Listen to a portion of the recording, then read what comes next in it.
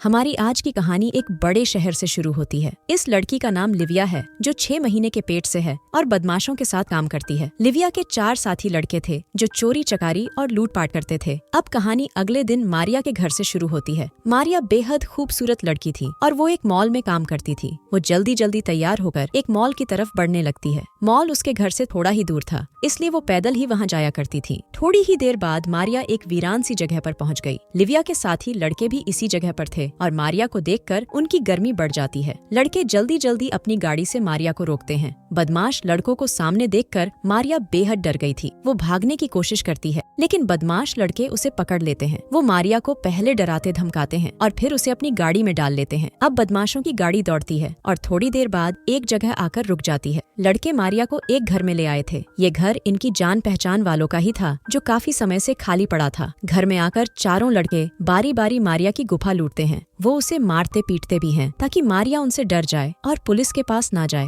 कुछ ही देर बाद चारों लड़के मारिया को उसी जगह फेंक देते हैं यहाँ से उन्होंने उसे उठाया था। चारों लड़कों ने अपनी गर्मी शांत करने के लिए मारिया की जिंदगी तबाह कर दी थी। मारिया जैसे तैसे अपने घर तो पहुँच गई, लेकिन उसकी हालत देखकर उसके माता पिता समझ गए कि मारिया के साथ कुछ बुरा हुआ है। वो पुलिस के पास जाना चाहते थे, लेकिन मारिया बदमाशों के डर से उन्हें रोक लेती है। उधर मारिया की गुफा लूटने वाले बेहद खुश थे। नीली शर्ट वाले का नाम जिमी जबकि दूसरे का नाम मैसी था। जिमी उसी लिविया का भाई था जो पेट से थी। जिमी और मैसी अपने बाकी साथियों का इंतजार कर रहे थे और जल्दी ही वो भी आ जाते हैं। आज ये बदमाश होटल में लूटपाट करने वाले थे। होटल में जो भी लोग ठहरे थे, ये बदमाश उन सभी को लूट लेते हैं। रात को मैसी जिमी के साथ उसके घर जाता है। मैसी और लिविया का चक्कर चल रहा था और ये बात लिविया का भाई जिमी भी जानता था। उसे ये भी पता था कि लिविया के पेट में मैसी का ही बच्चा है। अगले दिन बदमाश लड़के बाजार में खड़े थे। मैसी अभी भी लिविया के साथ था, इसलिए बाजार में 3 ही लड़के नजर आ रहे थे। ये तीनों बाजार में औरतों को छेड़ रहे थे। इनके सामने से जो भी औरत गुजर रही थी, ये उसे गलत बोलते थे।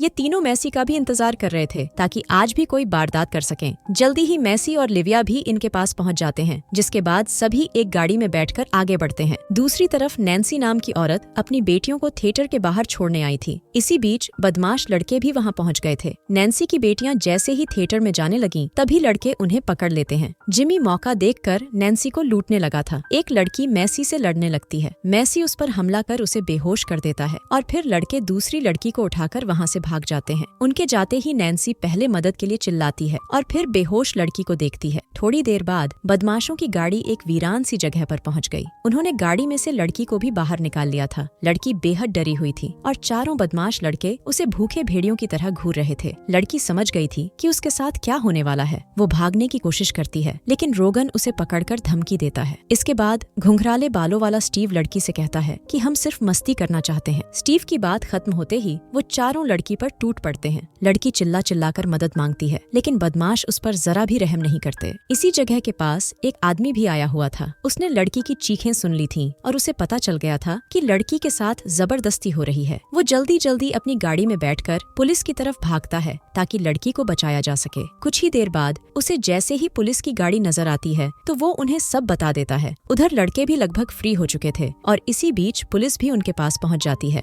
पुलिस उन्हें पकड़ने की कोशिश तो करती है, लेकिन लड़के भाग जाते हैं। दरअसल इन चारों लड़कों और लिविया की उम्र 16-17 के आसपास थी। इन्हें पता था कि वो नाबालिग हैं और अगर पुलिस उन्हें पकड़ भी लेगी तो इन्हें सजा तो कम ही होगी। बस इसी सोच के कारण ये लोग बेखौफ होकर जुर्म पर जुर्म किए जा रहे थे। रात को लिविया एक बार में आती है। बार में कुछ शराबी बैठे थे। नशे में होने के कारण वो लिविया के साथ छेड़छाड़ शुरू कर देते हैं और तभी लड़के भी वहाँ पहुँच जाते हैं। लड़के यहाँ योजना बनाकर आए थे ताकि आराम से शराबियों को लूट सकें। देखते ही देखते वो शराबियों को लूट कर वहाँ से भाग जाते हैं। अगले दिन हमें स्कूल के बाहर एक गाड़ी नजर आती है। एक औरत अपनी बेटी को स्कूल छोड़ने आई थी। औरत का नाम क्रिस्टी था, जबकि उसकी बेटी का नाम डेंसी था। क्रिस्टी अपनी बेटी को छोड़कर वहाँ से चली जाती है और डेंसी अपने दोस्तों के साथ स्कूल की तरफ बढ़ने लगती है। रास्ते में बदमाश लड़के भी खड़े थे। डेंसी की जवानी देखकर उनके मुंह में पानी आ गया। वो जल्दी जल्दी डेंसी के पास आकर उसे पकड़ लेते हैं, जिसके बाद लिविया बाकी लड़कियों को चुप रहने की धमकी देती है। कुछ ही देर बाद सभी बदमाश फिर से एक वीरान सी जगह पर पहुंच गए थे।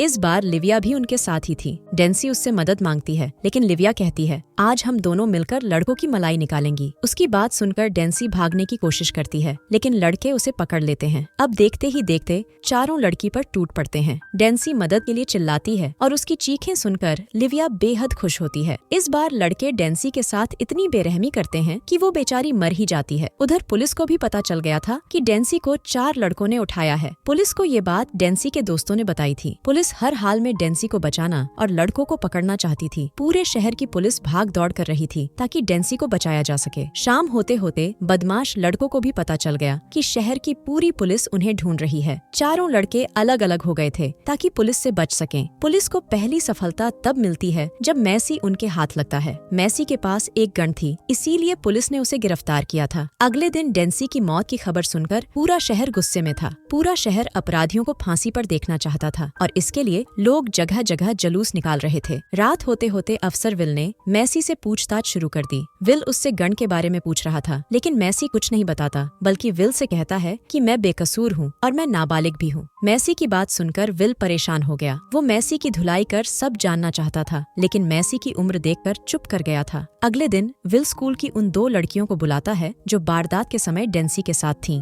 विल उन्हें कुछ मुजरिम दिखाने वाला था, क्योंकि डेंसी का केस भी वही देख रहा था। मुजरिमों की लाइन में मैसी भी था। लड़कियों की नजर जैसे ही उस पर पड़ी तो वो विल को बताती हैं कि ये वही बदमाश लड़का है जिसने डेंसी को उठाया था। वो विल को ये भी बताती हैं कि इसके साथ एक लड़की और 3 लड़के भी थे। लड़कियों की बात सुनकर विल हैरान हो गया था। उसे तो मैसी लूटपाट करने वाला लग रहा था, क्योंकि उसके पास से गन मिली थी। मगर लड़कियों की बात सुनकर उसकी आंखों में चमक आ गई। मैसी को जब पता चला था कि पुलिस उसे खोज रही है, तो उसने अपनी सुरक्षा के लिए गन उठाई थी। ये गन भी उसने किसी से छीनी थी। कुछ देर बाद विल उन सभी लड़कियों से मैसी की पहचान करवाता है जिनकी मैसी ने इज्जत लूटी थी। सभी लड़कियां विल को बताती हैं कि इसी ने हमारे साथ जबरदस्ती की थी और इसके साथ 3 लड़के भी थे। लड़कियों के बयान के बाद पुलिस ने भी मैसी की धुलाई कर दी। विल को अब कोई फर्क नहीं पड़ रहा था कि मैसी नाबालिग है या नहीं। उसे अब मैसी एक शैतान लगने लगा था। अगले दिन पुलिस मैसी को उसी जगह पर लाती है। यहाँ डेंसी की लाश मिली थी। मैसी समझ गया था कि अब वो नहीं बच सकता। वो पुलिस को सब बता देता है कि मेरे साथ 3 लड़के और एक लड़की भी थी। वैसे इन लोगों ने जिन जिन लड़कियों के साथ जबरदस्ती की थी, उनकी हालत आज भी बेहद खराब थी। कुछ लड़कियों ने अपनी जान दे दी थी, जबकि कुछ पागल हो चुकी थीं।